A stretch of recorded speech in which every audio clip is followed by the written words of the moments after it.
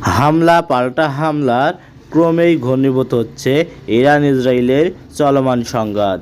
দুই দেশেই একে অপরের সামরিক ক্ষমতার জানান দিতে ব্যস্ত। এর মধ্যে এবার ইসরায়েলের দিকে রকেট নিক্ষেপ করেছে লেবানন। বাংলাদেশ সময় সোমবার ভোরে লেবানন থেকে ইসরায়েলে রকেট নিক্ষেপ করা হয়। ইসরায়েলি প্রতিরক্ষা বাহিনী IDF জানিয়েছে, রকেট নিক্ষেপের কারণে উত্তর ইসরায়েলে সতর্কতামূলক সাইরেন বেজে উঠেছে। বন্দর নগরী হাইফা এবং এর আশেপাশের অঞ্চল থেকে সাইরেনের শব্দ শোনা গেছে। এছাড়া আপার গিলিলিতে বেজেছে সাইরেন।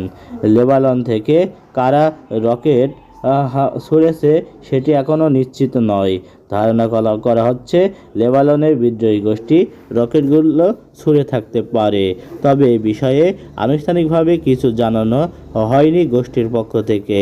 সংবাদ মাধ্যম টাইমস অফ ইসরায়েল জানিয়েছে, যদি লেবানন এই গোষ্ঠী রকেটগুলো ছুড়ে থাকে তাহলে গত কয়েক মাসের মধ্যে এটি তাদের প্রথম রকেট হামলা হবে। এছাড়া ইরানের সঙ্গে লেবাননের যৌথভাবে ইসরায়েলের প্রথম হামলা হবে এটি। 2024 সালে নভেম্বরে যুক্তরাষ্ট্রের সক্ষমতায় ইসরায়েল ও লেবাননের বিদ্রোহী গোষ্ঠীর মধ্যে যুদ্ধবিরতি হয়। এরপর তারা আর ইসরায়েলে কোনো ধরনের হামলা চালায়নি।